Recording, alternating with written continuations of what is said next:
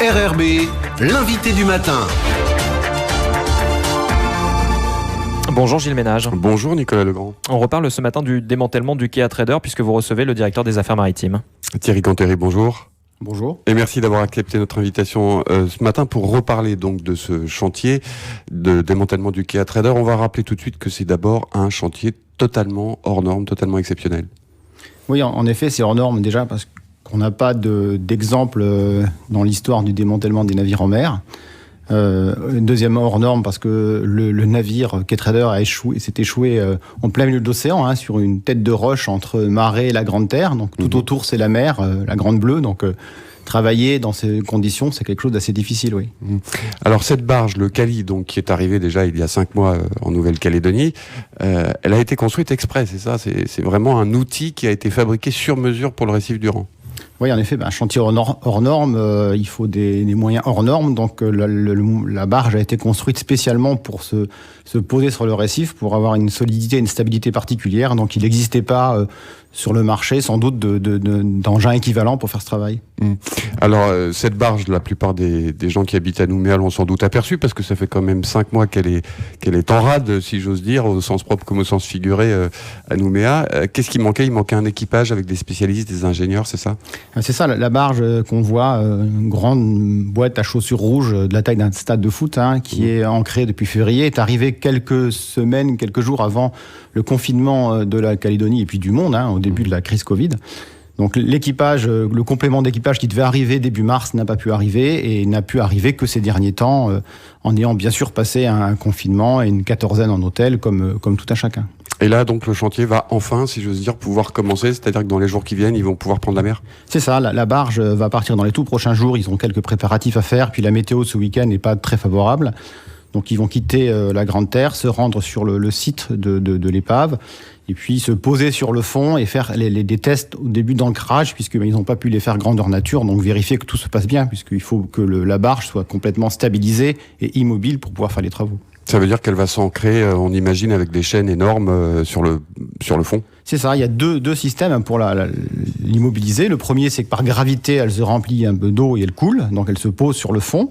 Et ensuite, il y a des ancres, plusieurs chaînes d'encre assez longues et lourdes qui la stabilisent pour qu'elle ne bouge pas du tout, pour que les grues qui sont sur la barge puissent travailler et découper le navire, l'épave du navire. Alors ça va être ça la deuxième étape, après ça va être commencer le découpage pièce par pièce, on va dire. Voilà, après c'est un jeu de mécano à l'envers, il faut découper les morceaux d'épave le navire est pas en très bon état, mais il y a encore des gros blocs, donc il faut les découper, les gruter sur la barge, donc c'est pour ça qu'il y a une grosse grue, et ensuite, une fois que la barge est chargée de ces morceaux d'épave, les ramener sur la Grande Terre à Nouméa pour revalorisation et recyclage des métaux du navire. Alors vous l'avez dit, le récif du Rang, il est en pleine mer. Est-ce que la météo joue un rôle, a une importance ? Parce qu'on va par exemple traverser une période de cyclone. Qu'est-ce qui se passe dans ce cas-là ? Est-ce que la barge est fragilisée ? Est-ce que l'épave elle-même est fragilisée ? Alors l'épave, ça fait 3 ans qu'elle est sur place, donc elle a connu quelques cyclones, quelques mauvais temps, donc elle est bien posée sur le récif et elle ne bouge pas. Évidemment, sur le récif du Rang, on a en moyenne 2 mètres de vagues tous les jours, donc avec des vagues plus grosses quand il y a des cyclones et des tempêtes, donc effectivement c'est important et c'est compliqué, c'est pour ça que cette barge est aussi impressionnante, pour garantir la stabilité. Et en cas effectivement de cyclone, il y a des plans d'urgence qui ont été travaillés de manière à ce que la barge ne reste pas sur place et sorte les eaux calédoniennes, donc elles partent au large pour ne pas rester à proximité de la côte s'il y avait un cyclone annoncé. Alors le chantier, il est prévu pour durer entre 1 an et 18 mois, c'est ça ? Voilà, c'est estimé entre minimum 12, plutôt 18, et voire, on ne sait pas, puisque comme c'est un chantier inconnu, peut-être plus longtemps, mais pas moins de 12 mois, c'est certain. C'est pas un petit peu la difficulté de la chose d'ailleurs, parce que le chantier, il est, vous dites qu'il y a des inconnus, il y en a pas mal apparemment, c'est quelque chose qui a été étudié sur le papier, sur plan, virtuellement, et là maintenant on s'attaque à la réalité, donc il y a peut-être des surprises encore à attendre. Oui, mais de toute façon c'est l'armateur et son assureur qui prennent ses responsabilités, c'est eux qui financent les travaux, oui. Et le financement, ça ne coûte pas d'argent à la Calédonie et à l'État. Donc c'est eux qui assument ce risque financier et la durée des travaux, le paiement des salaires des marins. Donc si la durée des travaux déborde un peu, c'est leur proposition qu'ils assument. Mmh.